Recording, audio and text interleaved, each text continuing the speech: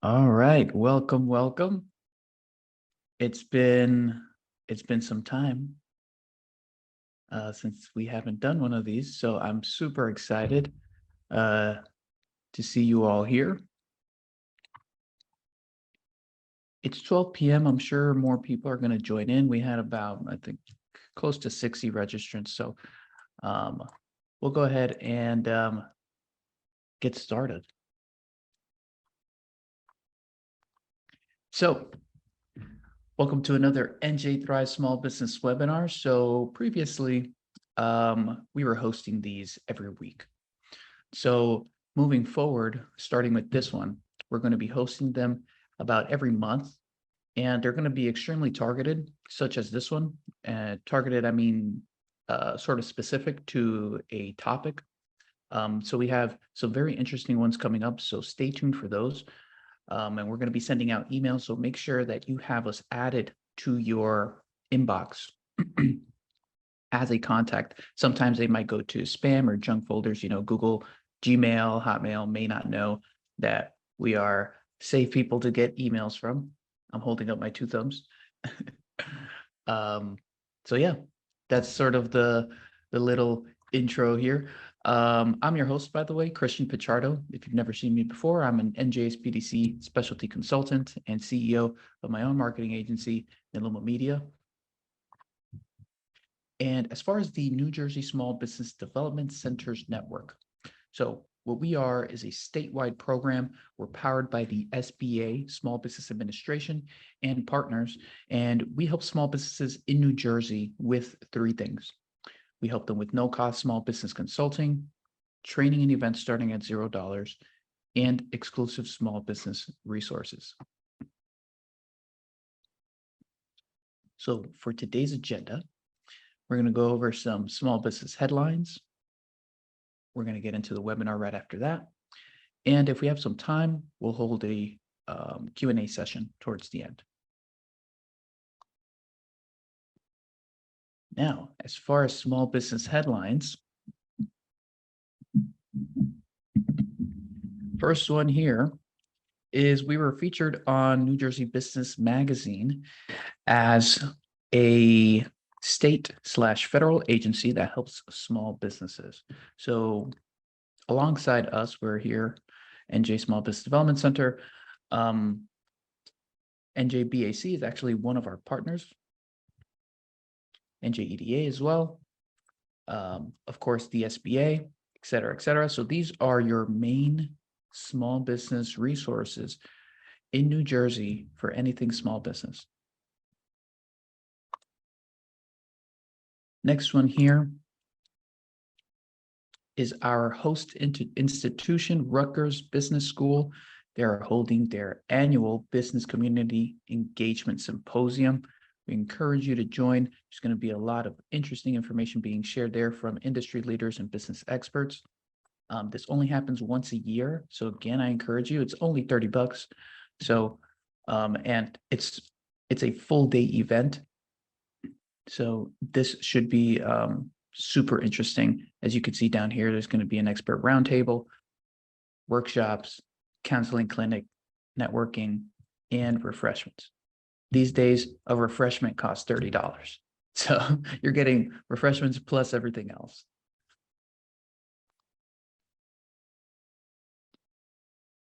Next after this is Montclair State University. The host for one of our NJSBDC centers is having the Women Entrepreneurship Week. October 17th to the 21st is that week. Specifically on October 19th is when they're going to host an in-person celebration event. You can attend on live stream or in person. It's between 1 p.m. and 3 p.m. And basically, they're going to be sharing information on entrepreneurship for women. So, of course, all are welcome to register. And we are putting the links into the chat so that you can save them, open up in another tab, so you can visit them and register after the webinar. And the last two ones I like to keep in this headline slide, because you never know when these programs get updated. And by programs, I mean anything that has to do with funding, whether it's loans, grants, from the SBA, so from the government, federal side, or from the state, which is the next one that we're going to go over. But this is a page for funding programs by the SBA, so the federal government. And here's where you're going to be able to get information on these. And of course, there's already loans and grants that exist. There's just not many updates that happen because they're sort of just running. So that's why you probably don't see them on the news, although they're still in effect. So this is probably the best page where you can see any updates on those. Click around, go through all the tabs, whether it's grants, loans, investment capital, disaster assistance, etc. Same thing with the NJEDA. So NJEDA is the entity that takes care of basically or provides funding opportunities for the state of New Jersey. So on the state level, this is who you want to look at. And here are some of the programs. So you'll see there's multiple programs here. And again, just go through all of these, see which ones you're eligible, which ones make sense for your business. And yeah, there's two resources for you in terms of financing programs. Now, before we jump into the webinar, two things to keep in mind. Please type your questions into the chat box throughout the webinar. We will be checking them throughout the webinar. If it makes sense for a particular slide, we can address it then. If not, we'll keep it towards the end at our Q&A session. And at the end of this webinar, once we close it out, you're going to get redirected to a survey site. If you complete the survey, it takes only 3 minutes. After you complete it, you'll get access. You'll see the links for the actual presentation of the speaker and the on-demand webinar links. So if you need to rewatch the webinar, you'll get a link just for that. And now, so to open it up, the presenter is myself, NJSBDC Specialty Consultant, CEO at Nilamo Media, and marketing is my expertise, my specialty at the NJSBDC. And what we're going to be talking about is how to prepare your business online for holiday sales. As you know, Q4 is here, basically. We have Black Friday, Cyber Monday, Small Business Saturday, Thanksgiving, Christmas, New Year's. So this is an exciting time to be online and selling a product or even a service. So let's go ahead and jump in. Just a few, actually, I'll save this for later. So never mind this slide. But now let's go ahead and jump into the presentation. So we have about, let me just double check the time here. 12:10. Okay, we have about an hour and a half together. So I have a poll that I'm going to set up. I want you guys to be ready to answer this poll because this will determine how this presentation will flow. So basically, what I'd like to know is what is the stage of your business? I went ahead and launched it. If you guys could please give me your answers here. That way I know how to direct the presentation.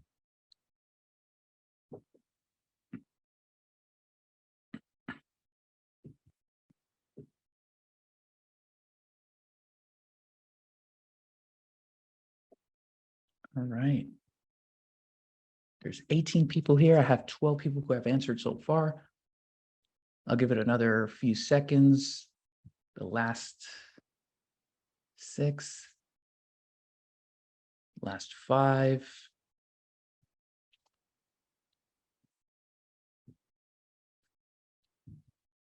Okay. I think we're good here. So it looks like I'm gonna go ahead and end the poll.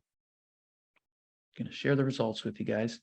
So most people are 5 years or more in business. Some of you are in the first few years, and about 2, and I'm going to say 3 or 4, because we have some shy people here who didn't answer the poll, which is okay, who have just started.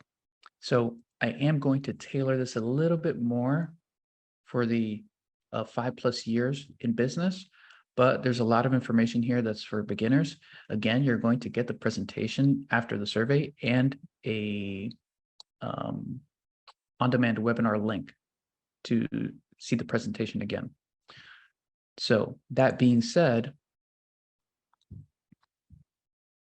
let me go ahead and say our disclaimer, the legalese, if you will. So the information provided in this presentation does not and is not intended to constitute legal or professional advice. Instead, all information on this presentation is for general informational purposes only. You're encouraged to consult with an NJSBDC business consultant if you have specific questions relating to any of the topics covered in this presentation. This presentation includes recommendations to third-party companies. Such recommendations are only for the convenience of the reader or viewer of this presentation. The NJSBDC does not recommend or endorse the services of the third-party companies. You must do your own due diligence for your small business.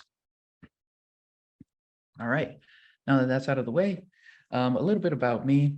So, like I said, specialty consultant and at NJSBDC, have marketing agency called Niluma Media. I've helped over 300+ small businesses, whether it's one-on-one or via events, to do better marketing. And if you want to connect with me, I'm on LinkedIn. You can find me by typing in that last part there, Pichardo Chris or Chris Pichardo. Now, who is this for? So I tailored this presentation mostly for online product-based businesses. So if you're e-commerce, right, you sell products online, you might have like a boutique store, and you also have an online part to that. That works. But there's some elements here that are also for service-based businesses. So if you are a service-based business, actually put a 1 in the chat if you are a service-based business. A 1 in the chat if you are service-based. Okay. Got it. Okay, perfect. So there are some elements here that are going to be, you're going to be able to take for your service-based business. And I'm going to address those similarities. Second part to this is it's for a beginner, or you could be advanced. There's a lot of things, you know, what's that saying? You don't know what you don't know. So there's always some new things, trending things that pop up that you need to be aware of. We're going to talk a little bit about those things. And this is for most industries. So whether it's health and beauty, baby products, what have you, all the strategies here are sort of evergreen. So I made sure that these aren't specific to any type of industry. And what we're going to cover.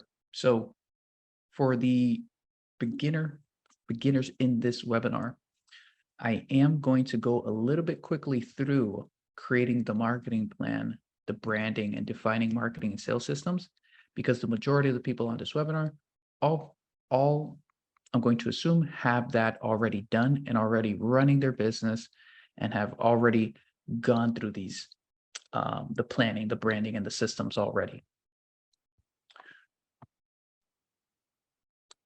After that, after the systems at least, is the good stuff.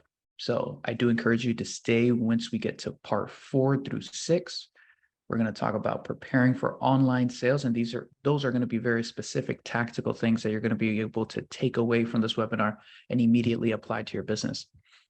Number 5 is going to be how to creating your marketing campaign. So what should you be doing first? What are some common promotions that you could run? Things like that. And number 6, if we have time, big asterisk there. If we have time, I'm going to ask you guys for volunteers, whoever wants me to pick apart their website and You have to be able to take constructive criticism, but this is all to help you and your business, and of course to help the audience if you're willing to sort of put your website down in the chat. So without further ado, why marketing? So of course, marketing is incredibly important when most of you people are experienced. So I don't need to say how important marketing is, but if you know the value of a Rolex, there would be no value attached to a Rolex watch that starts at $10,000 and goes up to maybe $50,000. A single watch. You would not know the value of it if you've never heard of it, right? If you've never heard of Rolex, it would be $0. Two, it's your ethical duty to market your business. I know we usually think about sales and things like that as sort of manipulating people. And this, we as marketers, we get this all the time, right? But it's technically our ethical duty to market our businesses, because if our products or services help people, it would be a disservice not to help that person, right? And then to not share what we have of value with the world, right? It would be sort of egotistical to keep it to ourselves. So that is the why behind marketing. Now, here are some common marketing myths. Marketing and advertising are the same. Marketing is connecting with a marketplace, while advertising is showcasing the product or service to the marketplace. We need to market to everyone. People want to feel understood, and we talk a little bit about targeting and stuff later in the presentation. But you want to feel understood by the brands that you buy from, and you can't do that with a one-size-fits-all approach. Such as this example here. Secret makes deodorant for women. Can anyone use their deodorant? Yes. Is deodorant for everyone? Yes. But their marketing, their stance, their target is women. 3, marketing should deliver fast results. If Michael Jordan, right, best player in NBA, arguably, I don't know who wants to argue here, LeBron, Kobe, we could talk about that after the presentation. But if Michael Jordan won a championship in his first season, we would all be very, very successful. Just like anything else, you're going to try, you're going to fail, you're going to improve upon that failure, and you're going to repeat that process. Quality products and services will sell themselves. It will technically make it easier to sell. But the fact is, if you never tell anyone about it, no one will know. Again, going back to Rolex, if you've never heard of Rolex, the value of it is 0 to you. So first things first, for the beginners here, again, we're going to sort of go through this quickly because I know most of you have already created a marketing plan, but here are the elements that you should have.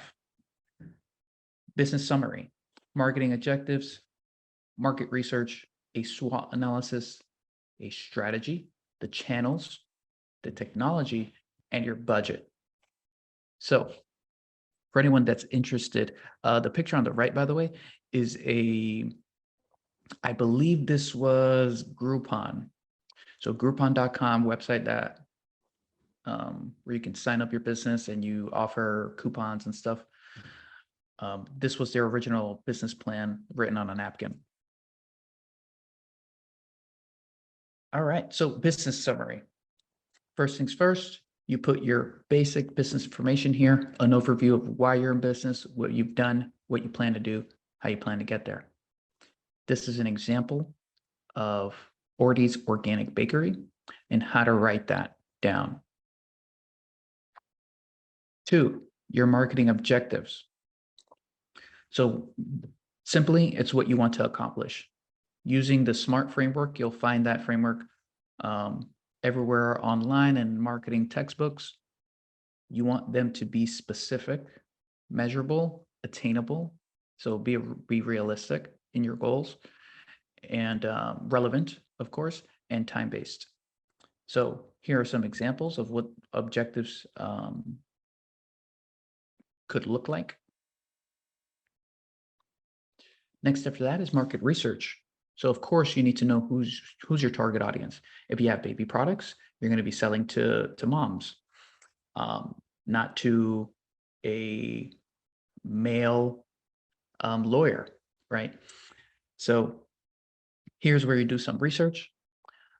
You can of course go to the NJSBDC. We have some tools that will help you figure out what your target demographic is, and things like age, location, education, sector, etc. Could be a good starting point. After that, you can get very deep and talk about, sales channels. So where do they hang out online is a huge one. What do they respond best to? Do they respond best to written marketing material or video material? In this world where there's so much content everywhere, you want to make sure you're delivering the right things to the right people. Next after that is SWOT analysis. So here's where you basically put down your strengths, your own business's strengths, your business's weaknesses, the opportunities, and the threats. So again, here are some examples. Market strategy. So once you figured out who your target is and what you're good at, what you're not good at, opportunities, what might hurt you, then you can come up with a strategy for your products and services based off that information. So for example, if you've ever heard of the 4 Ps of marketing: product, price, place, and promotion. So what's the product? How much is it? Where are you going to show it? It could be in store. It could be online. It could be on Instagram. And for services, for those of you who have a service, there's technically something called the 8 Ps of marketing. So it's the same thing as the first 4: product, price, place, promotion. But then you also have people. So who are the people that are providing the service, the process of which that service is delivered, the physical evidence. So what is being exchanged, if anything, and the performance. So just tracking the results of that service. So for example, here we have Warby Parker. They wanted to solve the problem of expensive glasses. That was the opportunity. If we go back to the SWOT analysis, products priced generally lower than competitors. So theirs are usually between $95 and $295. So before them to have good quality glasses, you'd have to get the expensive brands, the Dolce & Gabbana, the Tom Fords, the Gucci's, the Versace's, right? And those would usually run 200 and up. So they really solved a problem there.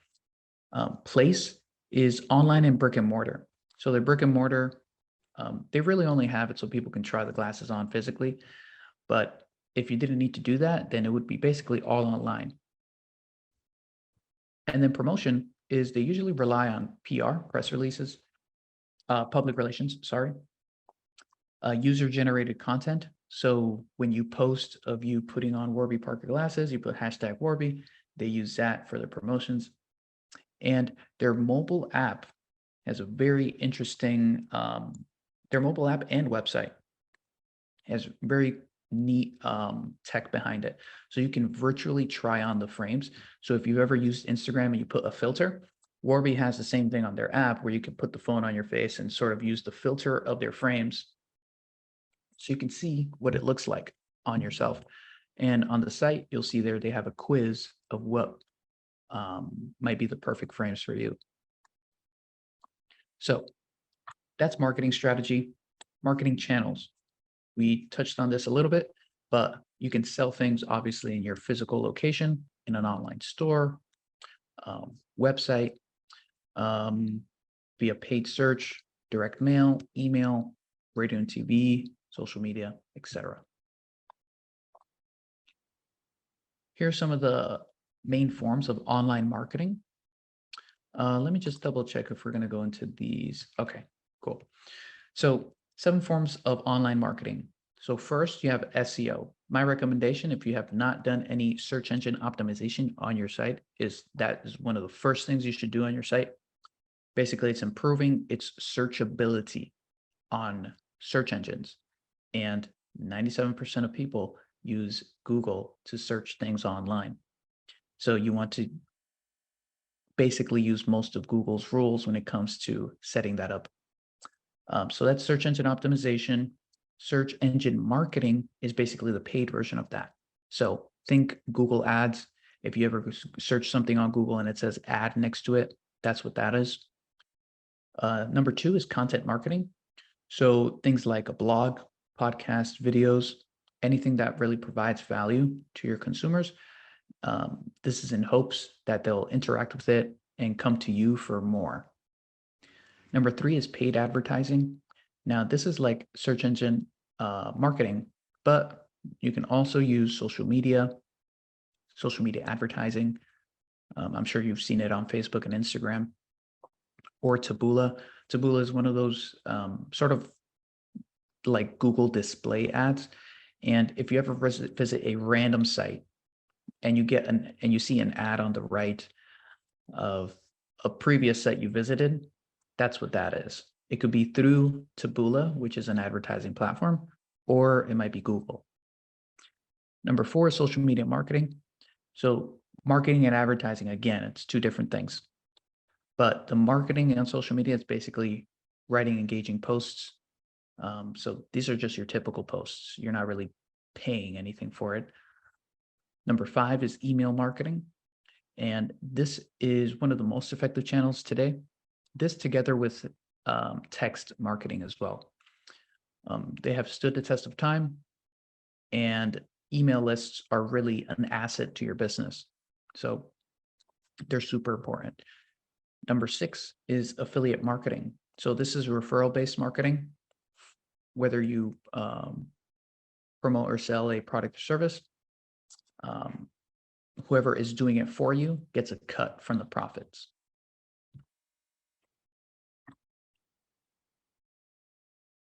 So after that, after you've figured out what your marketing channels are from this, then you can figure out what technology you're going to use to run your marketing. So you have things like a CRM. CRM is mostly for service-based businesses, right? Customer relationship management software. And a POS system. Anyone who runs a retail business knows that this is basically your cash register. Content management. So what tools are you going to use to post online, to send emails, blast texts, et cetera, et cetera. Advertising. What platforms are you going to use to advertise? Are you going to use Facebook ads? Are you going to use TikTok ads, Taboola, Upfront Media, et cetera? And analytics. So how are you going to track the success of all your marketing efforts? The industry standard is Google Analytics, but you also have other platforms that tie in other information that might be helpful. So here's a nice picture that tells you how or at what stage, not what stage, but I guess different types of software for different uses, whether you want to engage someone, manage customers or your team, etc. So for CRM, we have an example here, by the way, HubSpot. I believe it's free up to a certain point. POS systems, I don't know too much about whatever is new, but I know that Shopify has a POS system. And I've recommended most of my clients to do that because if you're going to have an online store, it will most likely be on Shopify.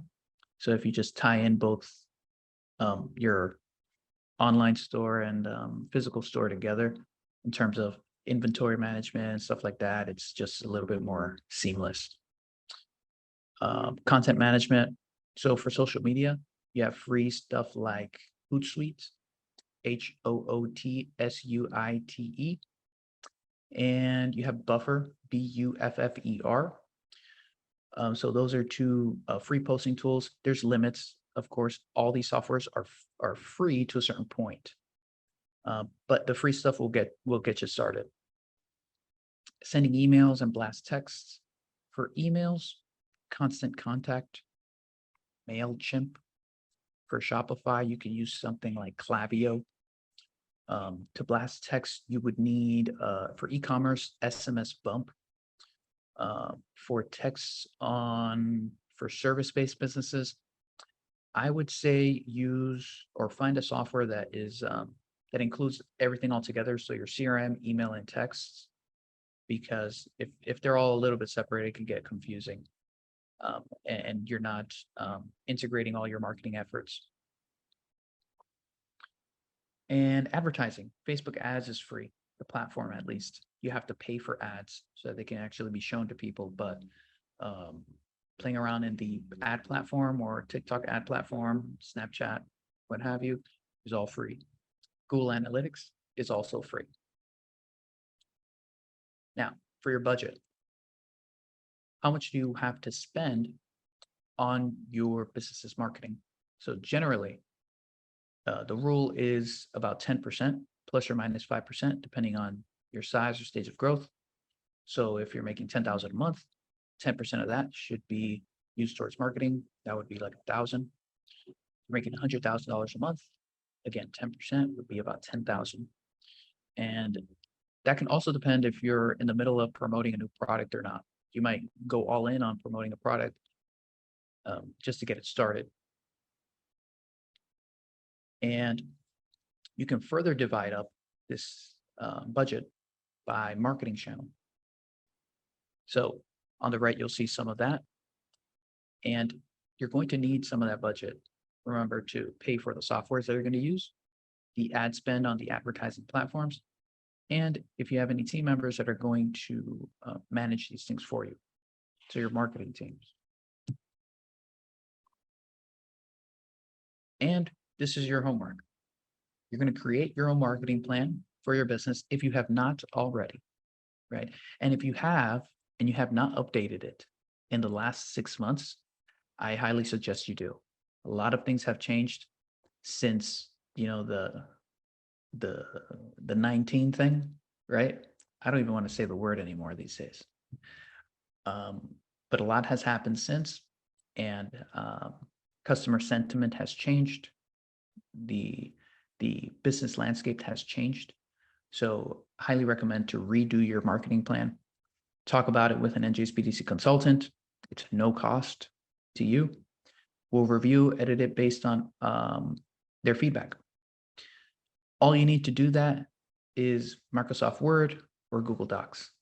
Again, all free. And you're thinking cap times 100, that you might need a $3 Starbucks coffee, because you'll need all the caffeine you can have. 2, understanding the basics of branding. Let me just double check our timing here. I'm actually going to go into the chat. I want to see if anyone has asked any questions. Okay, I see. Awesome. Some of you are offering your websites, which is great. I see one question here. What do you think of Salesforce for service individuals? Yes, but if you're just starting out, too expensive of a platform. Use something like HubSpot. It also depends what you need it for. If it's just CRM to track your leads, then just use HubSpot or Monday.com, literally like the day, Monday.com. But Salesforce is a very expensive software.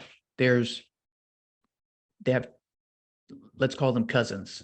They have cousin softwares that are out there that are much more inexpensive and do the same thing, by the way.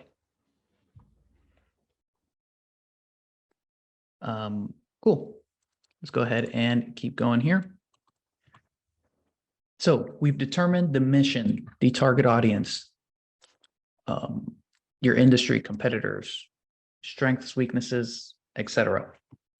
Now we have to create the branding around us understanding of your business and give life to it. So what's branding? So brand versus brand identity versus branding, here are the definitions. Brand is a relationship between customers and the business. The brand identity is what you can see, the design of the business, the text, the style, etc. Branding is the process of building awareness of the brand and extending customer loyalty. So as long as you're building awareness, you're building that relationship with customers, the loyalty comes with that. So a brand is really the intangible marketing or business concept that helps people identify your company, product, or a person. So here are some examples. If you're in business at all, I recommend following Gary Vaynerchuk on social media.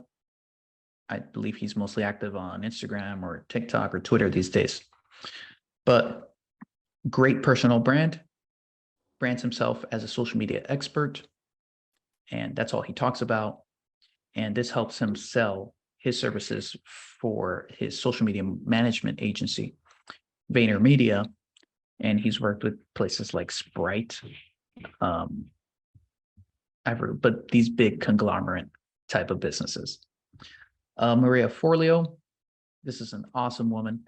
She is a copywriter, and I highly encourage you to visit her site, and you'll see what I mean by branding. You'll see that the way the text is written, the language, the emails, sign up to their newsletters.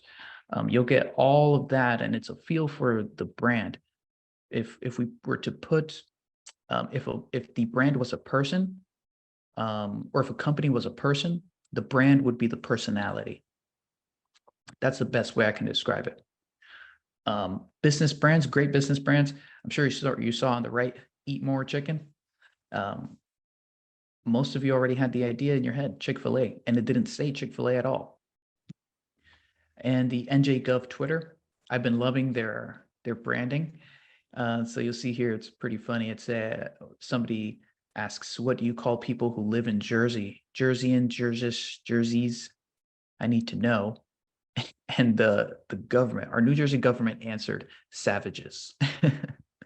So that's sort of the branding that they're taking. They're trying to relate to the millennials and Gen Z sort of population. Now, in terms of branding, this is how important it is. I'm sure you know what these mean.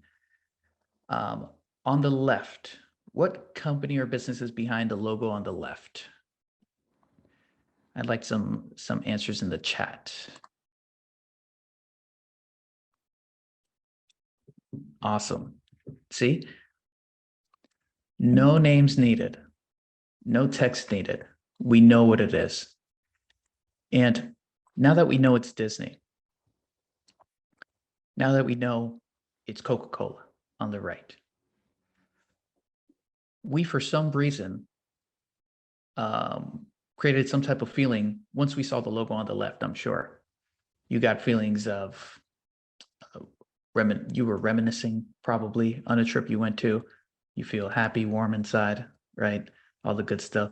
Coca-Cola, you could almost taste the Coca-Cola just by looking at the bottle, right? We all know what it is. That is branding. And it doesn't even have to, what's most interesting is that it doesn't even need the red label. And did you know that the shape of the bottle is also part of their branding? They specifically made their bottle like this. If you notice, I believe there's some people who also do it, but I believe that they have an IP on this. That means they registered the style of the bottle. So that's why this shape is highly identifiable, and you could sort of eye it from a mile away.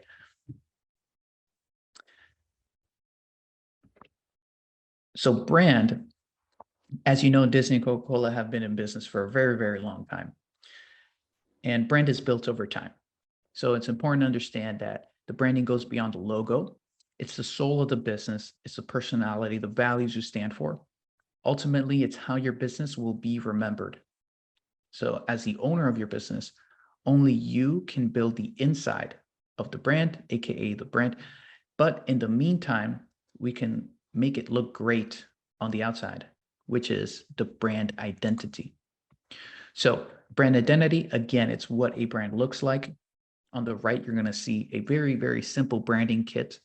And a kit basically is what, if you were to ask a graphic designer to give you a branding kit, they would give you something that looks like the one on the right, maybe more. And that would include the logo, the colors you want for your brand, the typography. Typography is the style of the font. These are all small details that they do matter, because if you have cursive text on a flyer about your business on social media and on your website, something totally different, people are going to think that they're two different companies, and they might be confused, and that could be enough to tell them to make them go to your competitor, because they probably feel unsafe. The competitor was in another tab on their computer, so it was a quick decision. So that's how important this could be. Extras that might be in a branding kit is icons and imagery. If you've ever seen maybe like Airbnb, they have very beautiful pictures of homes and landscapes and things like that. And they have a particular editing to the photos that make them all look the same. You know how some photos might have an example would be like a dark tint to it, or a blue tint or something like that. So if they all have a black tint, we know that they're all from Airbnb. One example. So your homework is to create your branding kit. And for people who have been in business for a long time here, if you don't have a branding kit, you should. As you're growing your business, you should have something that identifies you and your brand. Not only will this give more longevity to your business, but it gives people an idea of what your business is wherever they look. So create a branding kit, send it to your NJSBDC consultant for review, and then apply it to your brand. And to do that, you can either hire a freelancer or go on canva.com. And again, it's a free design software, canva.com, and you can create this right on that platform. And you're going to need more thinking power. So that's branding. Now, do I have any questions for branding before I jump to the next section?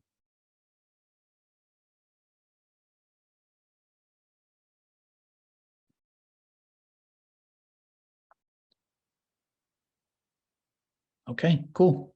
No questions. I'm doing my job. All right. So your marketing and sales systems. So first, this is more for a product-based business. This is what it would look like. This could work also for a service-based business. I'm going to show you another, there's some more images on further slides that will tie it all together for service-based businesses.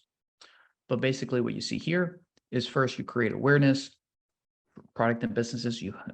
Product and service-based businesses, you have to create awareness wherever you want to do it, whether it's a press release, radio, word of mouth, which is referrals, online advertising, email, pay-per-click.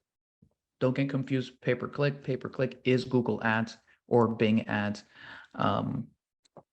or it can also be called search engine marketing. So 3 terms for the same thing. Social ads could also be one of the awareness in the awareness section. So once they're aware, whether you're a product or service, get them through to consider your product or service with more social ads, reviews, a blog, some type of media, direct mail, right? You might be giving something away for free, maybe a PDF if you're a service-based business. If you're a lawyer, you might be saying, how to prepare for I don't know, how to not get in trouble or something like that. If you're a product-based business, then you might want to do a 10% off if you sign up to this newsletter. So that's consideration. They get on your newsletter, then hopefully after they considered your product or service, then they go ahead and purchase it, whether it's via e-commerce, your store, or a website. Then you want to retain them or have them come back. So that could be within a community. You keep blasting newsletter type of emails to them. Invite them to special events and things like that. And advocacy, this is where the brand loyalty comes, customer loyalty. And that could be further promotions. You don't want to just give promotions to new people. You want to incentivize people for staying with you so that they could keep staying with you.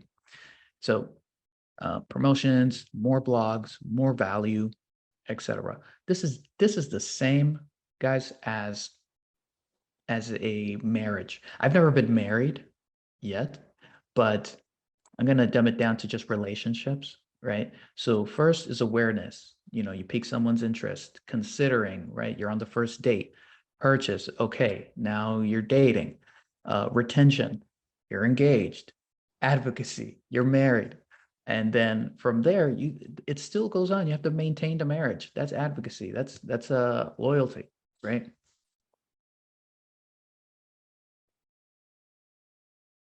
So defining the marketing and sales systems. So this is more for service-based businesses. So again, it's sort of the same thing. You're creating awareness, capturing the lead, prospecting. You're qualifying the lead through your marketing. So your marketing might have some type of call out that says,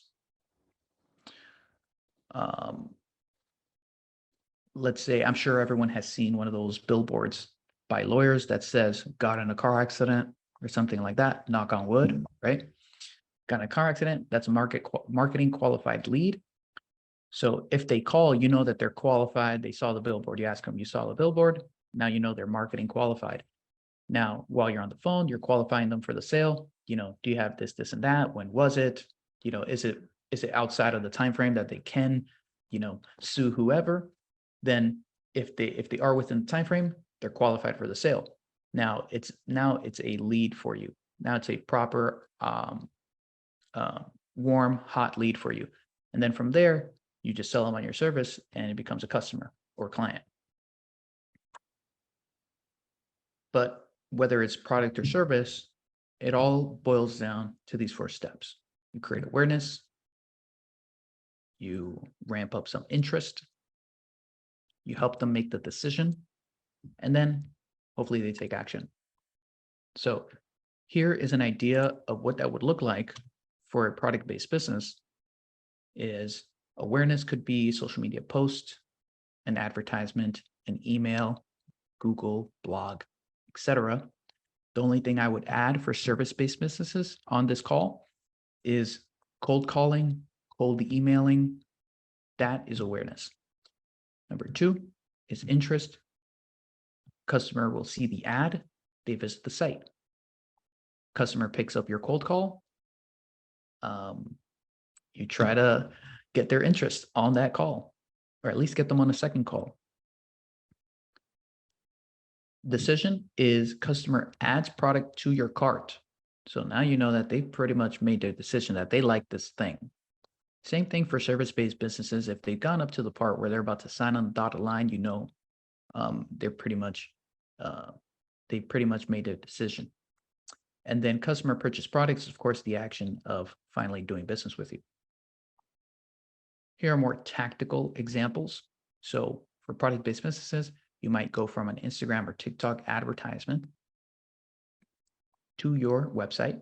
Your website's going to be optimized, of course. You're going to have a 10% off newsletter pop-up offer plus free shipping. So in case they leave the site, you at least have their email to market to them later. You have an optimized product page, and you have a retargeting advertisement. So if you've ever visited a site and all of a sudden you start getting ads for that product you used to see everywhere, that's retargeting. So you can set that up. It's pretty easy. Decision, help them make the decision. So with Klaviyo, the email marketing platform for e-commerce sites, you would set up certain email sequences that I'm going to explain in later slides. Retargeting ads will also help customers make a decision to bring them back to the product page. Then finally, the action is that they purchase. Now, you do want to have a post-purchase email. So something like, thank you for your purchase. Here is maybe a free gift or a discount for your next purchase, et cetera, et cetera. You want to make the shipping and tracking information easily available. There's an app called Aftership for that. And you want to send or get feedback with a how was your purchase email, maybe a few days later. And like I mentioned before, you include a discount code there so they can do a second purchase. So I hope I'm not going too quickly. This is your homework, by the way. List the steps of your marketing system. Talk through it with an NJSBDC consultant. Create all the accounts you need to. Set up the tools that you need to. And then tie everything together. You're only going to need a Word document, a Google Doc, and then just opening the softwares and tools. Again, most of them are free. For those of you who have a large influx of leads and customers, you might need to pay for some of those premium services to be able to reach to everyone. But most of these services do bring a return on your investment by 100 times. So something like Klaviyo, I think it's $40 a month. Last time I used it, it increased sales by 30%. That was a couple thousand. So it makes sense in those situations, but you have to have the volume. So those are my last tips for that. Does anyone have any questions as far as marketing and sales systems? I'm going to go ahead and look in the chat. Feel free to put them in the chat.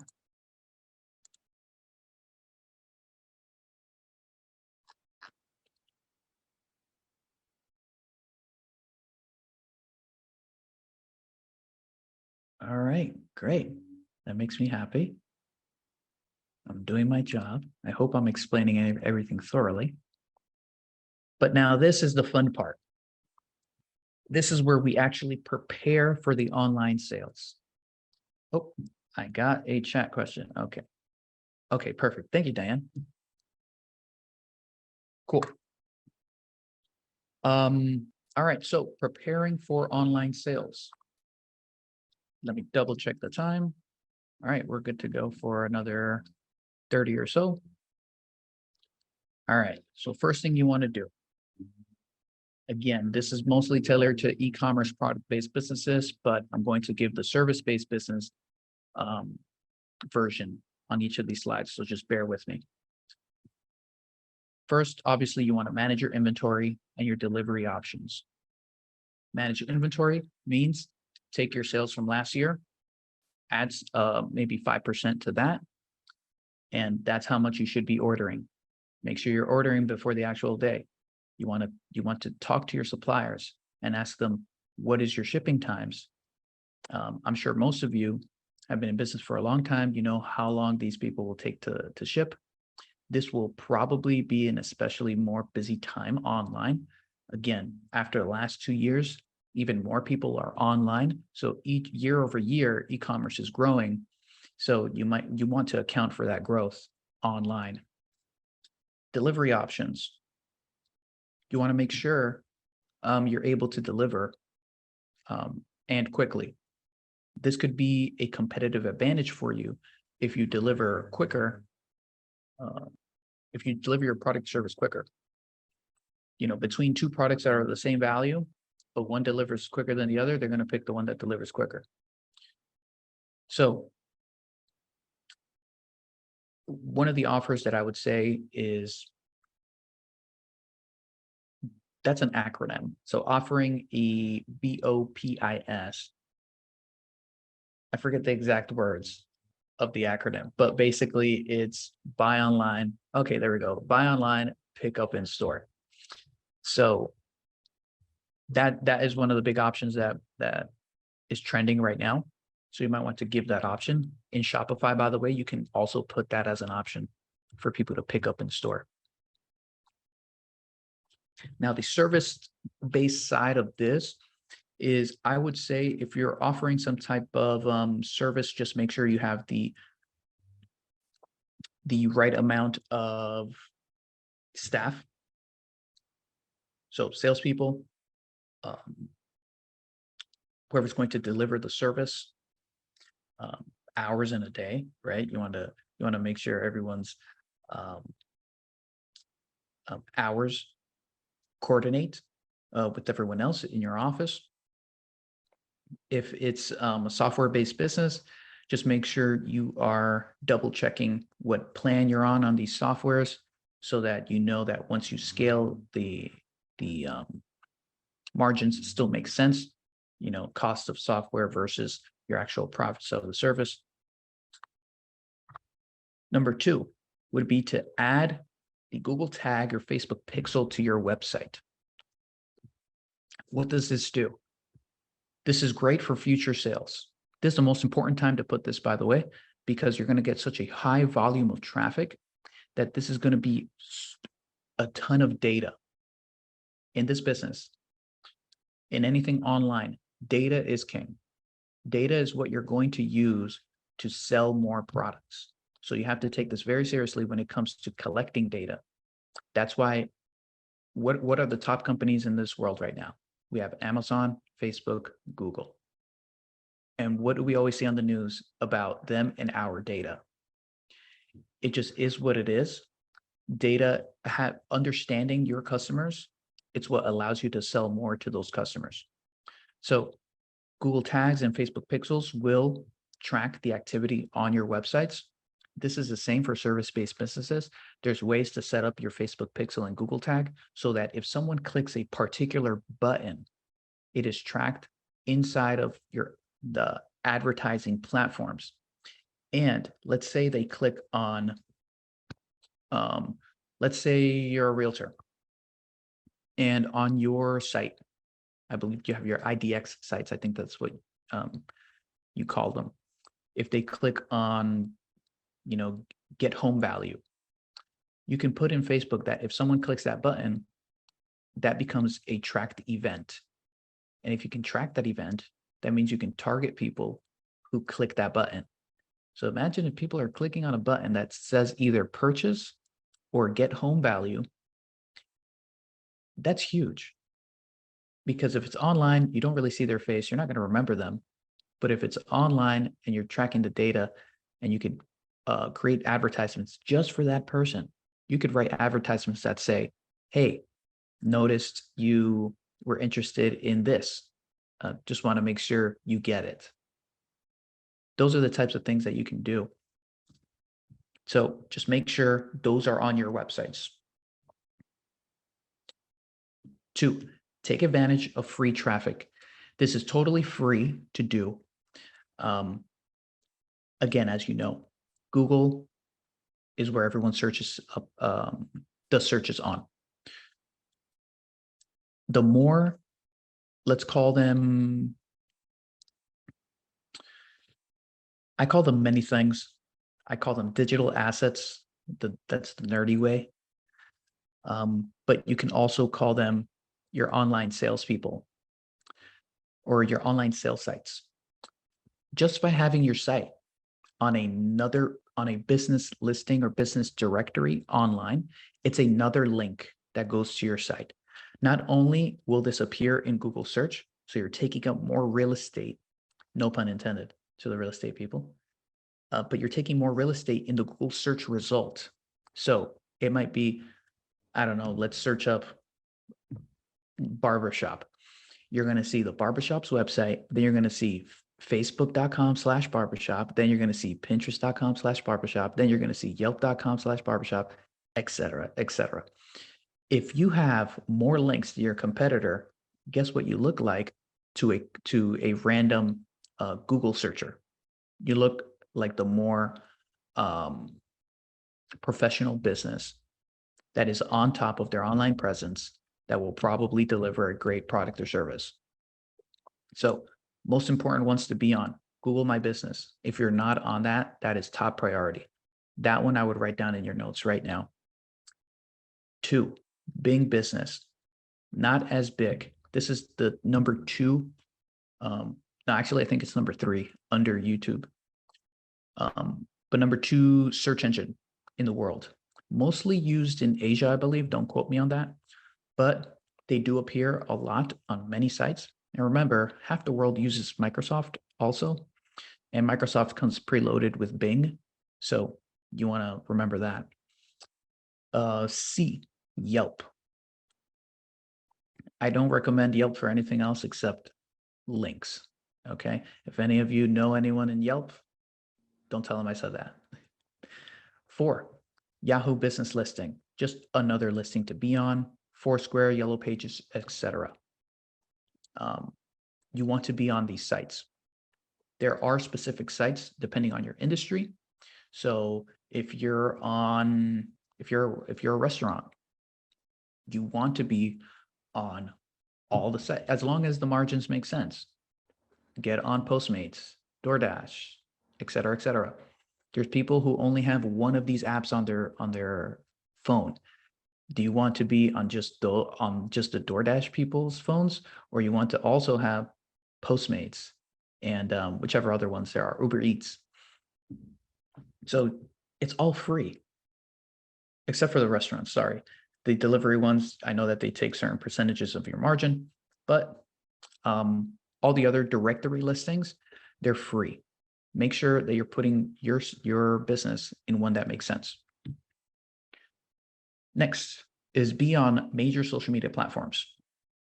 So whether it's Facebook, Instagram, Twitter, LinkedIn, these are our top 4. The bigger one is now YouTube. Even if you're not making any videos, have the account there, set it up, put a nice banner. You might want to make just one nice intro video to say, hey, welcome to our channel. Not that you're going to post videos, but just talk about what you do. One video, one channel, but at least now it's searchable on Google. And as you know, Google owns YouTube. So they're going to sort of work together to get that link higher in the search results. Facebook, Instagram, I don't need to talk about those. Twitter and LinkedIn. Again, you don't need to post on these all the time. Set them up, make them look nice, such as the example on the right. And maybe do a couple of posts. You want to basically just inform people what you do, what you're about, maybe some products and services, and then leave it at that, bare minimum. If you're going to do social media management, you're going to probably just do one account anyway, but have them all. On the right, I do want to tell you a specific way that you can set up the bio on Instagram. I'm sure that most of you have shifted your business social media from maybe Facebook to Instagram. You're noticing more people on Instagram now. This is going to change to TikTok, which is going to be a little bit harder to do because you do need to update that all the time with videos. But Instagram is still strong. How you would set this up in your bio is basically name your features and benefits, cruelty-free and vegan. Drop something impressive. So maybe for a realtor, sold 3 million in homes last year or last month at kw.com. And then the last line, you want it to be a call to action. You have to direct people what to do. You have to tell your customer or prospects what to do or how to get in touch with you or your product. Last line could be shop now for e-commerce, or the other one could be for service, could be free consultation or get your free consultation. And make sure the link, if you're a product-based business, it goes to your overall page unless you're promoting a particular product. But if it's your service-based business, make sure it goes directly to your to the landing page offer, or wherever people have the page wherever people can put their information and get on a free call with you.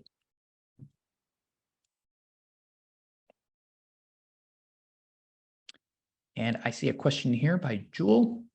She asks, if Gen Z is not your target demo, does it make sense to start a TikTok account? So there's a wide range of people that are getting on TikTok right now. It started with Gen Z and whatever's even younger than that. I can't keep up with these letters. But there is a wide range of people. I have seen, my world is in the marketing, consulting kind of space. So the people that I watch are course creators within marketing and advertising, and they're getting most of their leads from TikTok. And most of the leads on their services is from people who are maybe engineers, software developers. So we're seeing a lot of these younger demographics, but people who understand where attention is going to, high income. So that's just my world. I don't know if it's for every industry. So of course that comes with your market research. So I hope that answers a bit of your question, Jewel.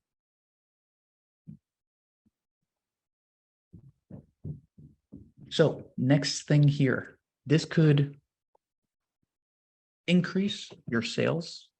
Like I said before, one email series increased sales by like 30% 1 month for me personally.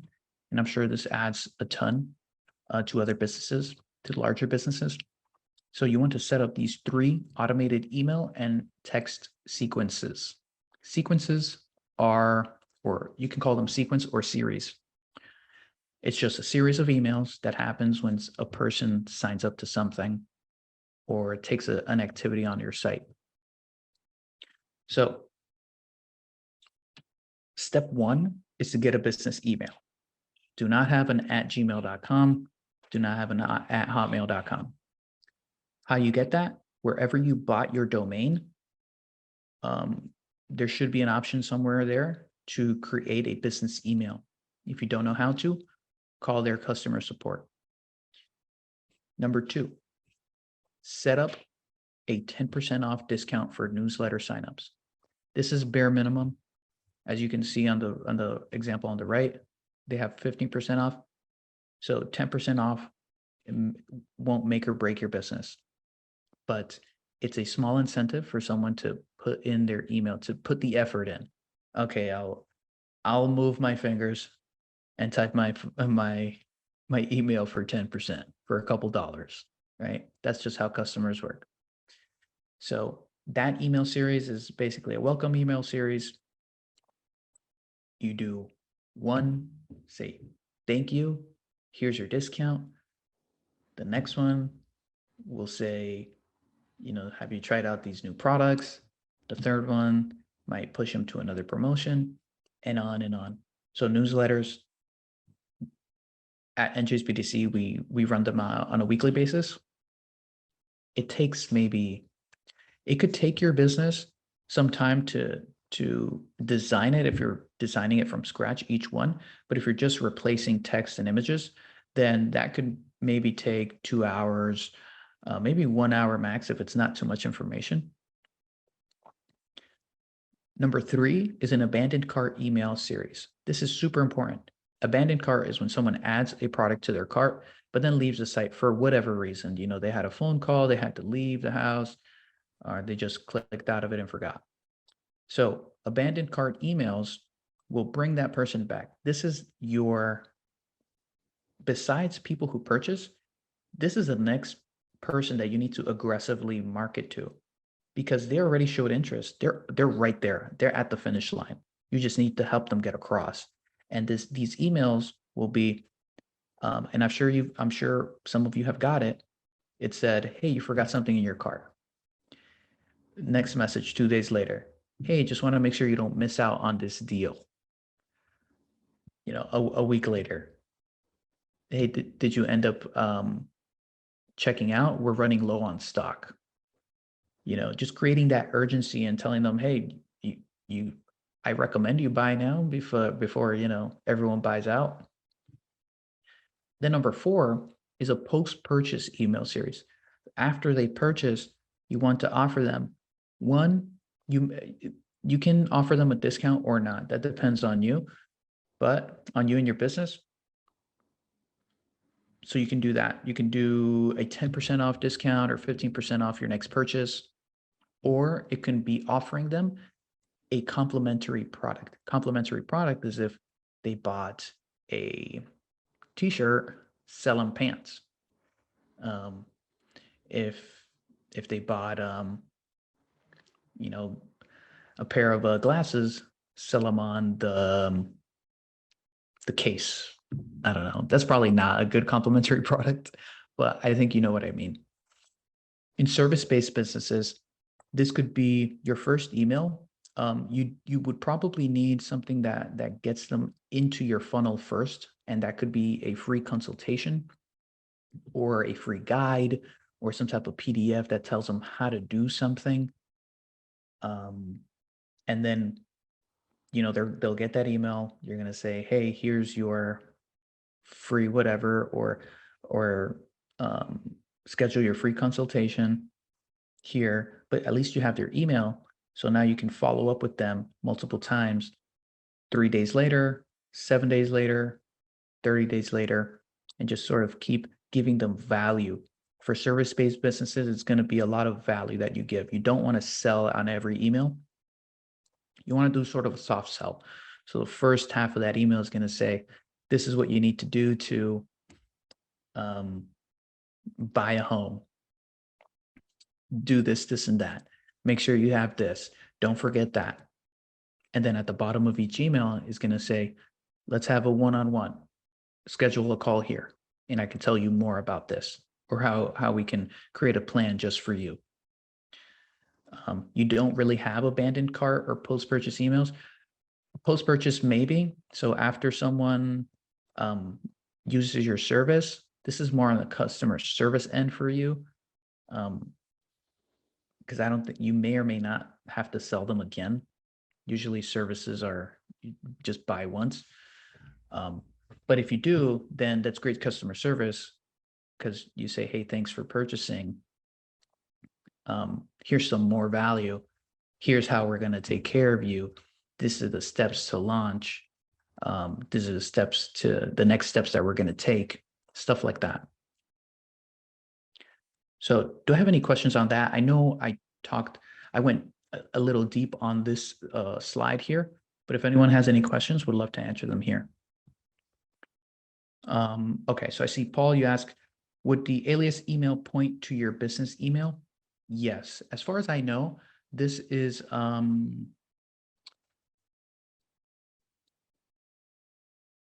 done or could be done on Shopify.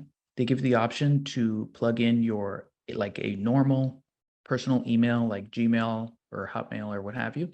Then you can create an alias with the domain name. You cannot reply though. If you reply, I believe, don't quote me on this one, I believe if you reply, it will go through to as Gmail. However, the emails that the person gets will look like it comes from a business email. Now, another form of alias is in wherever you created your email. You can create aliases such as, let's say for me, it's chris@nilomomedia.com. I create an alias called info@nilomomedia.com. An alias could just be the name, but all the emails that go to info will still go to chris@nilomomedia.com, unless you pay for that email to be separate. So then it's not an alias anymore. It's a different email with its own inbox. So that's what it means. An alias is one email, one inbox, and you have different nicknames for it, if that makes sense. Susie, you ask, we have a business email that Gmail always sends to spam, and we do not have any automated emails, and which is why we've never sent auto emails. We don't want to make it worse. Susie, so you may have to open a new email account. So this happens all the time. If you're marked or blacklisted or sort of throttled on these email servers, whether it's Gmail, Hotmail, Outlook, you need to create a new one. Unfortunately, there are ways to set, make sure you have settings within your email, look into deliverability, improving deliverability for business email, for whatever business email you have, whether it's through Outlook or Google or whatever it is. And it also depends on the software you're using. If it's a low-cost software, sometimes the settings within the software isn't sophisticated enough to get through the emails and to deliver them. So you have to, for example, I have one that costs maybe, I want to say $60 a month or something like that. That is enough to get your emails delivered. 97% of my emails get to the inbox, I believe, right now, of course. And I'm not doing crazy email blasts. So for you, Susie, Google deliverability for my Google business email or Outlook business email. There are workarounds. Worst case scenario, you have to create a new one. What is the best platform to manage your email list? Depends. If you're an e-commerce business, then I would say, I don't want to promote just one company, but really one company comes to mind. Klaviyo, Klaviyo. And for service-based businesses, it depends. I would probably recommend to have something integrated with a CRM, customer relationship management system. So that way, if a lead comes in, then you don't have to do some weird technical stuff or other integrations to make sure they talk to each other, two softwares. It's all in one software. And for that, you can use something like gohighlevel.com. I know that they have a solution for that. Jewel asks, I have a finite amount of working capital that I feel I need to conserve for inventory and marketing. I don't think I can justify the cost of business email. So business email can cost maybe $6 a month. And this could highly improve not only open rates, because business emails get delivered to the person's inbox. If it's from a Gmail, you're going to have problems with deliverability, and they're going to go to spam more often. If it's an at yourbusinessname.com or .org, .co, whatever it is, there's a higher chance of it going to somebody's inbox. Again, I would highly recommend to spend the $6 a month. It could be $6 to $12 a month on this. Awesome, super great questions. I'm going to move on to the next slide. If I don't have another one that comes up, let me see Q&A. Okay, Diane, I see, can you supply your material with us? I am going to assume you're asking for the slides, and the slides will be shared after you submit the survey, which is at the end of the webinar. Awesome. All right, so next thing to prepare your site, whether it's service or products, do basic SEO on your site. SEO is optimizing your website so that it becomes searchable, like I've said before. The things listed here are not everything you need to do, but it will get you started. So number one is get Google Console and get Google Analytics. Google Console will help sort of make sure that everything on your site, as far as SEO is set up, it will give you like error messages and tell you like to-dos and stuff like that. So that's SEO. Google Analytics will give you data on who's coming to your site, where are they coming from, what pages are they visiting, things like that. Number two, use short and descriptive URLs. For example, let's say it's anniesboutique.com.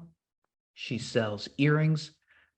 A particular earring is called, I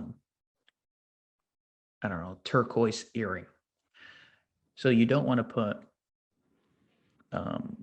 annieboutique.com/turquoise-earring- size, whatever, dash large, dash, etc. Make it as short as you can while still being understandable. Number 3 is write a compelling title tag. So as you see on the right, this is what comes up in a Google search result. And the top is a title tag. So this could be written, if you're running it on Shopify, or even if you have a website on WordPress, you can do this pretty easily. On WordPress, you would be using Yoast. I forget how you pronounce it. I think it's Yoast. Yoast, like toast. Yoast SEO. You can use that to help you set up SEO on your site. It'll give you like errors, to-dos and stuff like that. On Shopify, the platform itself already manages it most of it for you, but you can edit it. So if you edit the title tags for each product, you want to make it specific and something that's searchable. This will come from your research. This will come from Google Console. It will tell you, what do most people search in your demographic? What words do they use to search your thing? So if it's turquoise earrings, they're probably not going to search turquoise earrings. You might want to put, blue earrings or something like that. Maybe in like the meta description or in the background actually. So, but in the title tag, definitely put turquoise.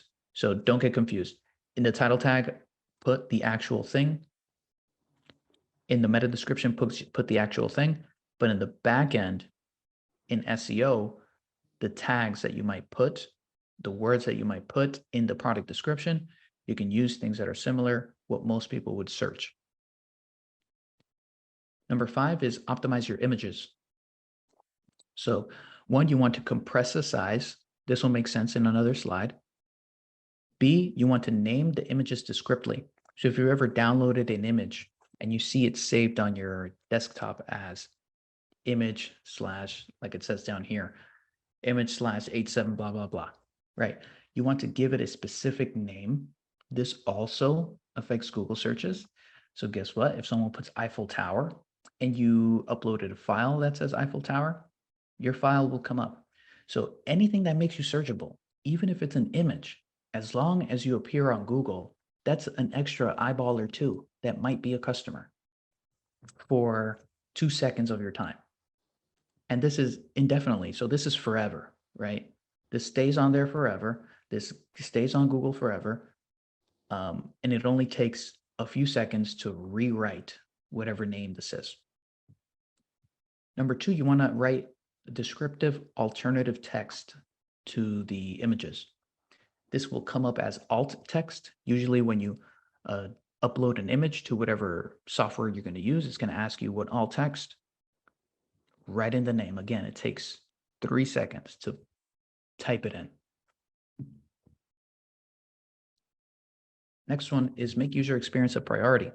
So for most of you, well, depending on what size your business is, you might have time, money, resources to optimize your site heavily, such as the one on the right. Sarah created a very beautiful experience where it makes everything look very seamless, smooth, and when you filter things out, it's super easy. Bare minimum, make sure that your menu items are simple and easy to follow. Do not use anything weird. Make sure it's what most people understand. Home, about, shop, blog, content or contact, services. The drop-down menus on those, make it very clear and simple. Don't overcomplicate it. Don't use full sentences at all in your menu items. This is part of the user experience. If it's your products, make the filters easy. Tag the products properly. So each product, you could tag them so that if they were to search in a search bar, if I put red, I should be able to see all the red items, whether it's a red earring or a red dress or red shoes, et cetera, et cetera. So this all helps with user experience. So it doesn't have to be this nice coded, like cool animation stuff. As simple as your menu items, navigation, making it easy for someone to navigate. I'd go as far as telling anyone you know who's part of Gen Z, tell them to shop at your site and ask them where they got confused, where it took them a couple more seconds to think, where do I have to go? If they had to think about it, that's a roadblock to purchasing your product or service. You need to fix that roadblock.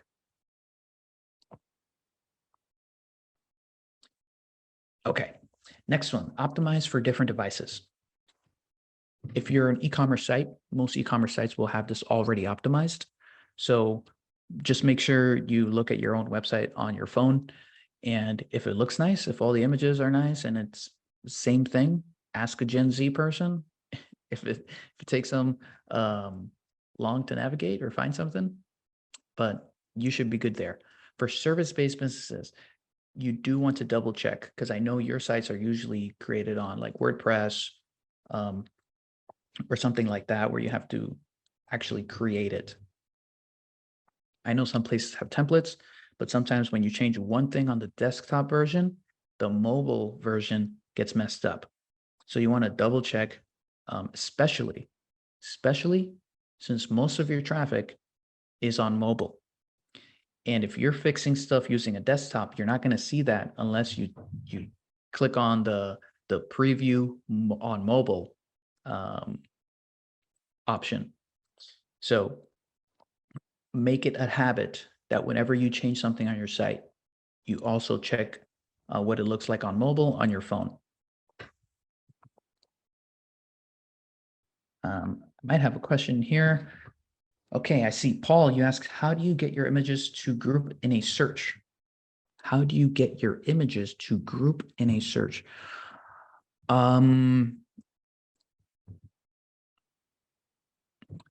what I'm understanding, it seems that you're asking that how, like, if I were to search your business name, that all images should show up for your business name. If you put your business name as the alt tag or the file name or both on each image, then that would come up. But then that wouldn't make sense, because whatever is in the alt tag or the file name needs to describe the image. And if it needs to describe the image, then you will not have any groups of images in a search. You will have whatever pops up is whatever the file name or the alt text is. So if it's, elephant.jpg, an elephant's going to come up.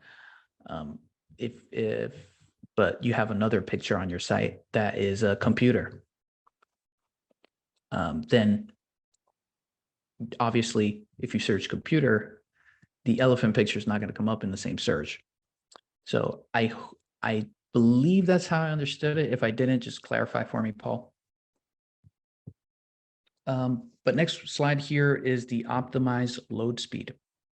You'll see on the right, this information is from Criterio. Criterio is an ad platform. They have a bunch of data on you, just so you know. So on the right, you'll see an example of how speed of your website affects conversion rate. Conversion rate is how many people go to your site and purchase something. So if your site loads quickly, you get higher conversion rate. Now, if you check the conversion rate, the site speed for places like Google or something like that, then you're going to see it's very slow. Amazon, you're going to see it's very slow, but they compensate by everything else, prices, delivery, all that stuff. So here's what you need to do. Let me double check. So I know that it's 1:30.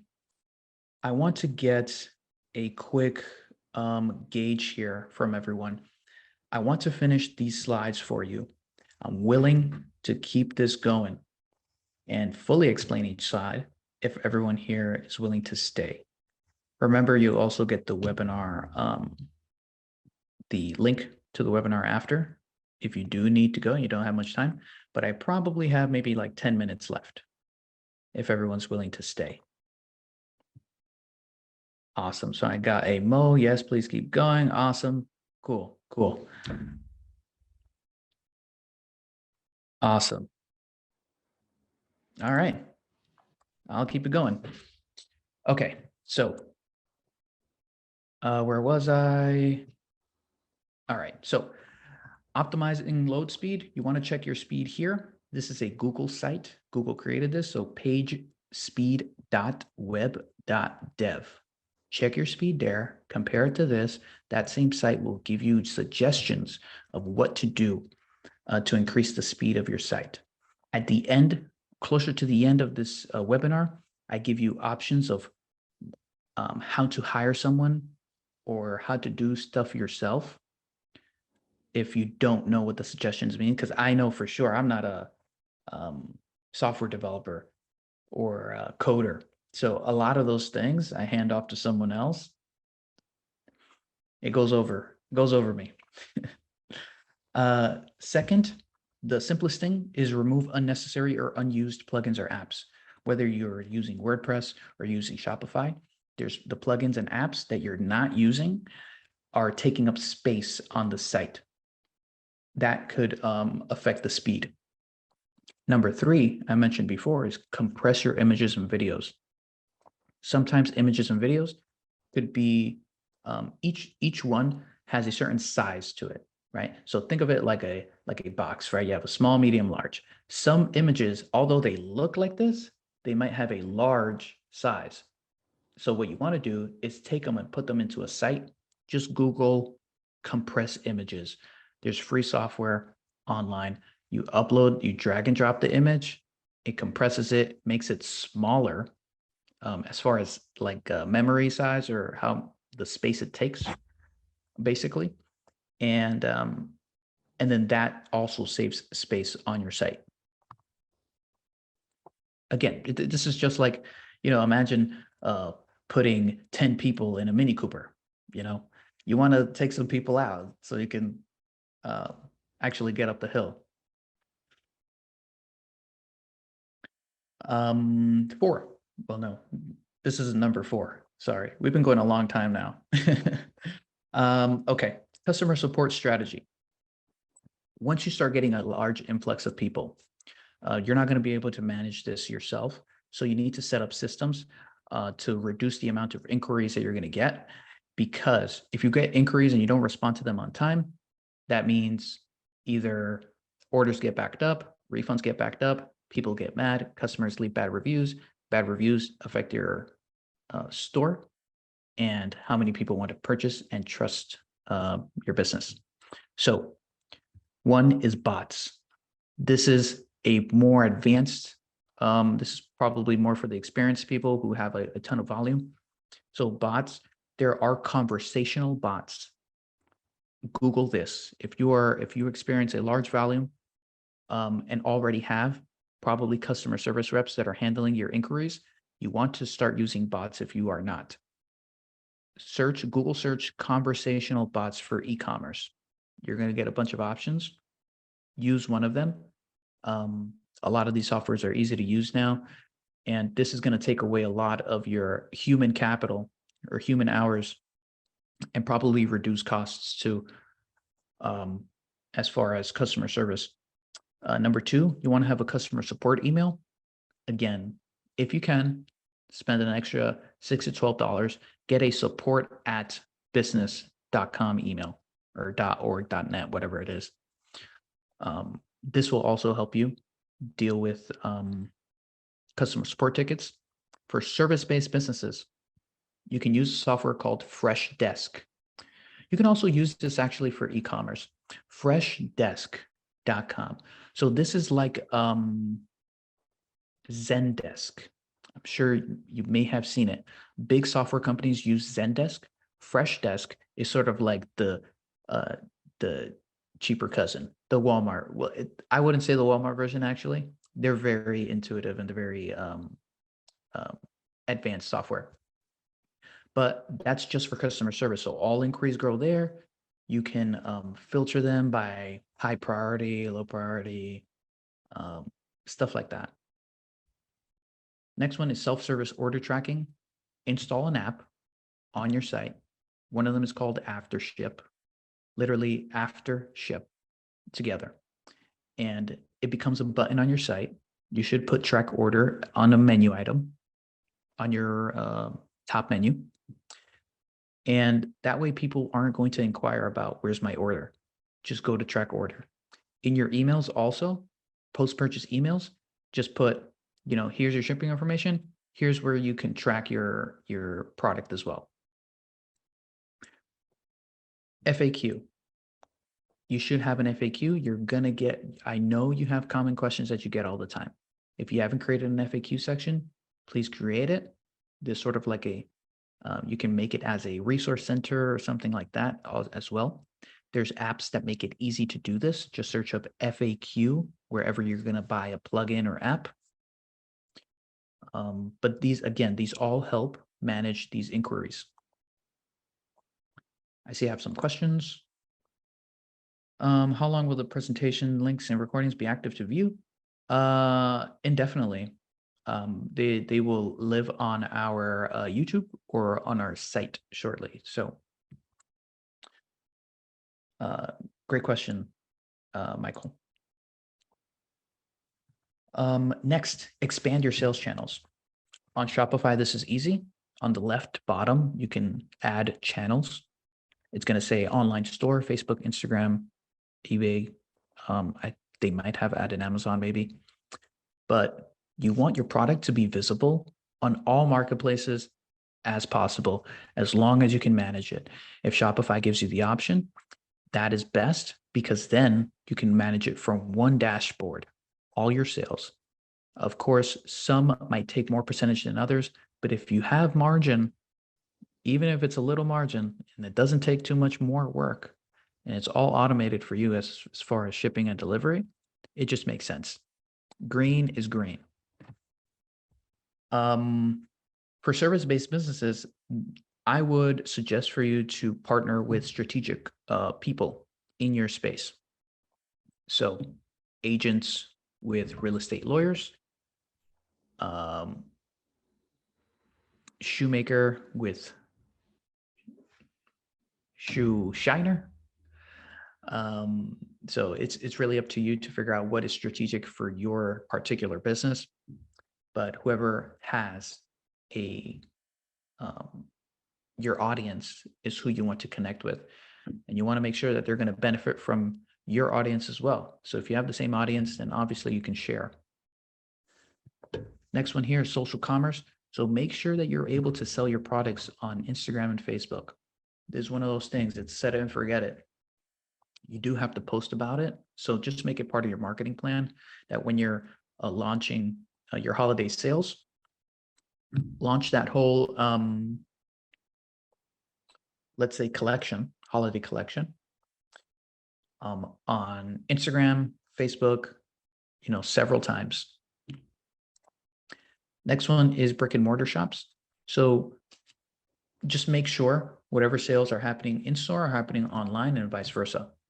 Same name, same everything. Everything has to be the same. I cannot stress that enough. I've seen many businesses that look very different in person, in store, than what they do online. Maybe it's different colors, different fonts. Again, everything should look the same. Next one is cross-border. So if you're selling internationally, this is sort of like the Amazon of the Latino world, Mercado Libre. I've never shopped here, but I know that they're considered the Amazon of South America, basically. I believe it started in Mexico. Mexico is a huge demographic, huge. So it might make sense to put your products there. And now finally, if you don't know how to do it yourself, a lot of this stuff requires some technical knowledge. And although you can use Google and YouTube to learn a lot of this stuff, a lot of what I've learned is from Google and YouTube, self-taught, or maybe I bought a course, or I bought some consulting time with someone. But if you don't have the time or money to do that, then you can use the NJSBDC. We have experts that could help you, guide you into doing this. This is at no cost. YouTube's no cost. Google is no cost. Upwork and Fiverr is where you can hire a freelancer. This does have a cost. I cannot recommend a particular person, but you'll have to do your research on how to set up a job post and how to find people for particular tasks. But it's all pretty simple. Just like a search engine, you search what you want, and you should be able to see people and filter them by their reviews and their experience. And now finally, this is the last few slides. If you're still with me, I highly appreciate it. I've been wanting to really go deep into this topic. So this makes me happy that you guys are here. All right. So preparing for your campaigns. This could be for both product and service-based businesses. So step one, set up your holiday sales banners on your site. Just have them up there. That's the first step.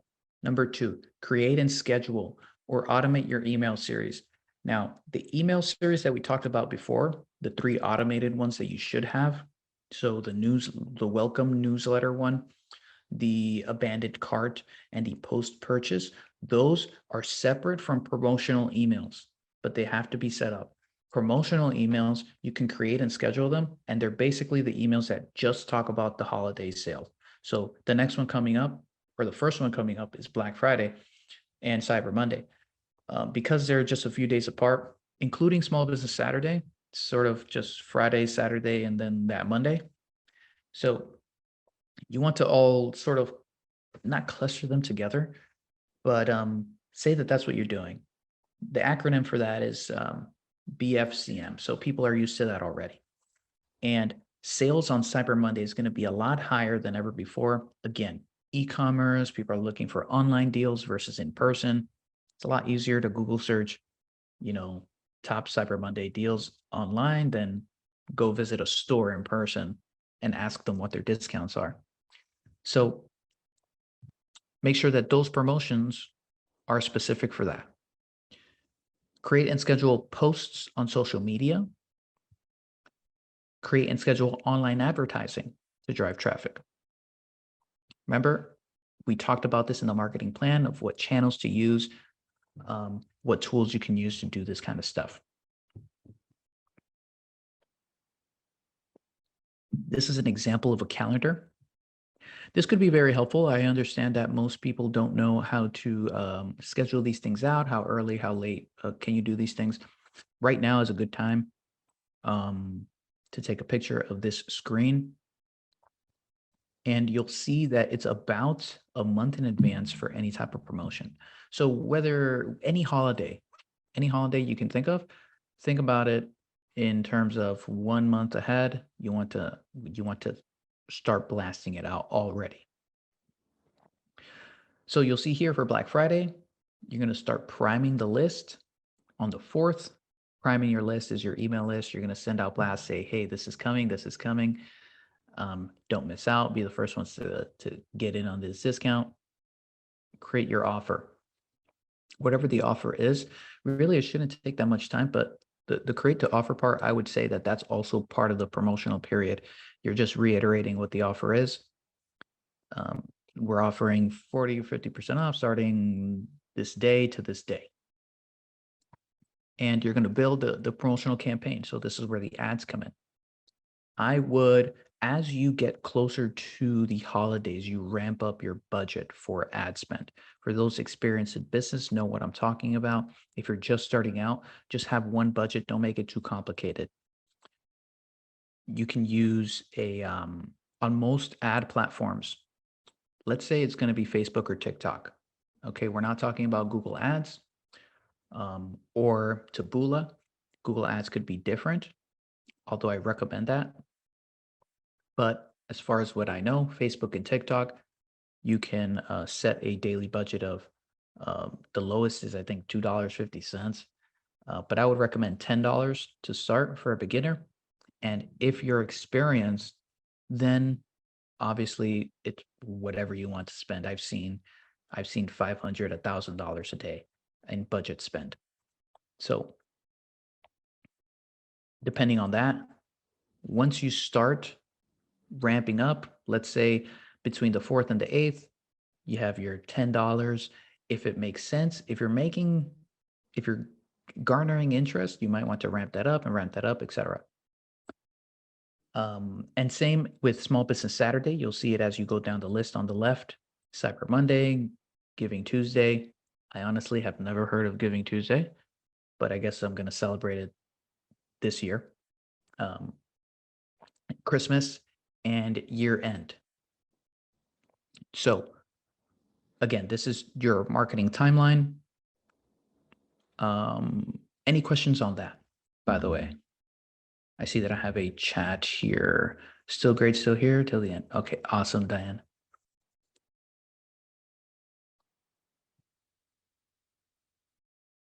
Cool, no questions. All right, so these are popular holiday promotions. You want to purchase to enter giveaway or contest. Ask people after a certain amount of purchases, you get entered into a contest or giveaway. You can later see that in your Shopify results. You're going to see how much each person or each email tied to one person has purchased. So let's say, they could buy, however, let's say it's at least $50 worth. You can filter it out by anyone that's purchased $50 or more, enter them into a Google search, like a giveaway thing. Make a video on Instagram of you putting their names into the giveaway, like randomizer. That's what it's called. You can copy paste all the names into the randomizer after you're done, and then whatever your giveaway is, whatever makes sense for you, make it something valuable. Make it juicy. If you have margins on a $50 product of, say, 20 to 30%, you can afford, depending on how many purchases you get, you could definitely afford a $100 giveaway at the very minimum. But I would go for 500. This really, it'll drive some virality. People will get excited about that amount. Number 2 is buy one, get one free or half price. This is typical. Make the actual product that's free or half price interesting, right? Imagine, I doubt that the margins make sense, but imagine if you could buy a TV and get one free or half off. Probably doesn't make sense though. I don't know anyone who needs 2 TVs at once. Number 3 is discount codes and coupons for further future purchases. Sorry. This comes, I would say post-purchase emails would be best for this. But this could be, holiday 22, right? And this could be the discount that you're offering for your holiday sales season. Number 4 is free shipping for a certain dollar amount or number of purchases. What I like to do, this might be a little confusing, so bear with me. So let's say 2 products are $5 and free shipping kicks in after $8 spent. So you technically force people to buy 2 products because one product isn't going to do it. It's only $5. So technically, it's all marketing. It's psychology, because people see, oh, it's only $8 that I have to get to, but really you only have products that are $5 each. So they have to have 2, which is $10. It's just that if you put free shipping after $10, sounds a little bit more, sounds more than $8.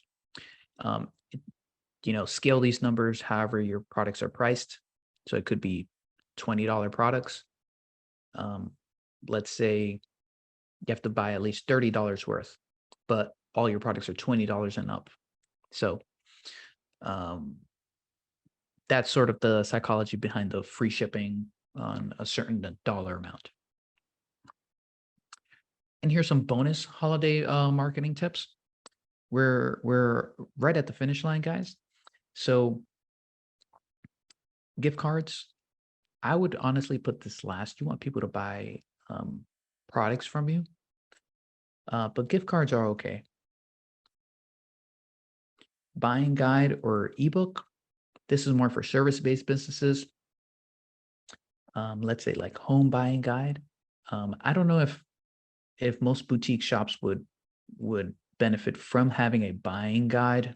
I mean, I guess if you I would interpret a buying guide if it was on Instagram. Somebody takes a picture of their outfit and then tags each piece of their outfit with the product tags on Instagram. So I can just click it and purchase it on Instagram, but I can see someone wearing it.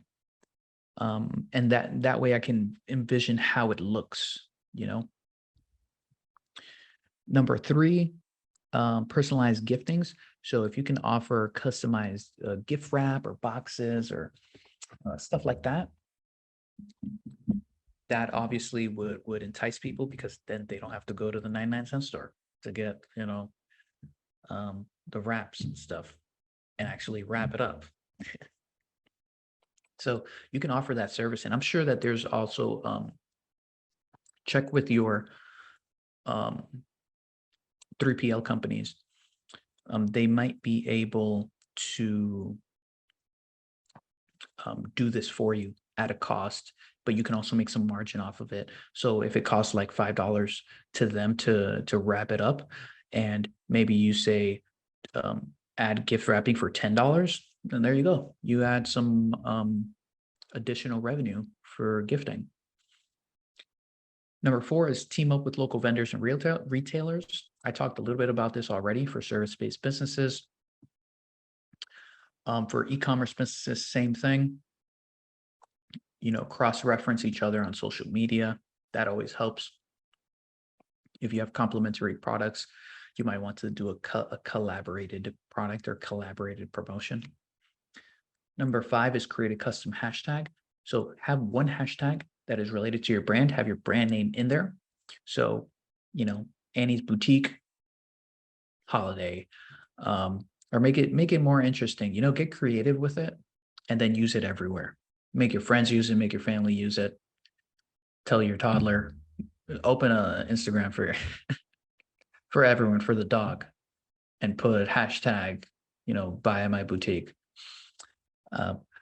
Number 6 is create a rewards and loyalty program. This is a really good one. There's a lot of apps also on Shopify that could help for this. For service-based businesses, let's say if someone does buys a particular service with you, then the rest of your other services are a certain percentage off. That's a rewards program, not technically a rewards program, but you get the deal. If they purchase from you, they get an incentive. So same thing with customers. If they're with you, they get discounts, etc. So that is the end. I was going to do a live website audit, but we are very well past the time. Thank you everyone so much for being here, and you know, staying until the very end of this presentation. So I am gonna have to close it out here. So I can't take any questions and I can't do the website audit. But what I'd like to do, what we might do actually, I might do a website audit. Send me an email at, I'm going to type my email here.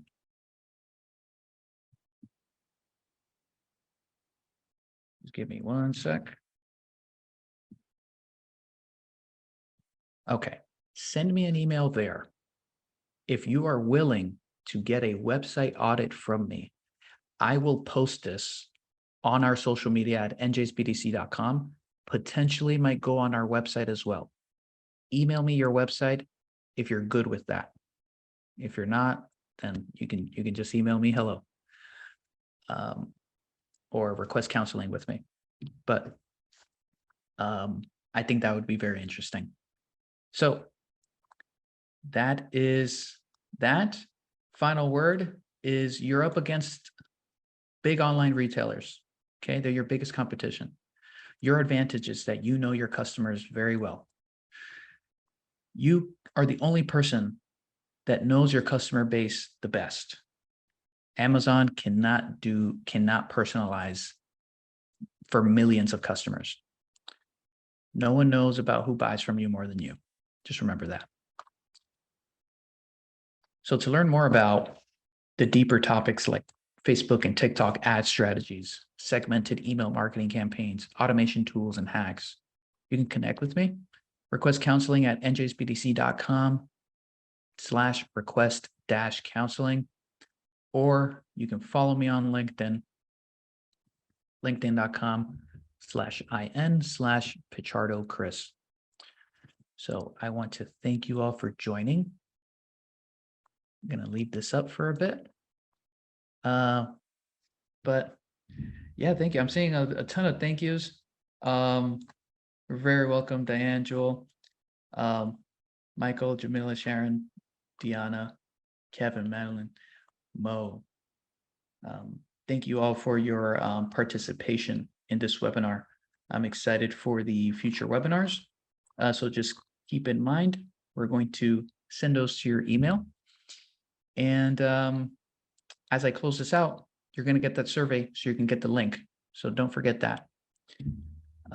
That is it. Thank you again, and I'm out of here. Bye, everyone.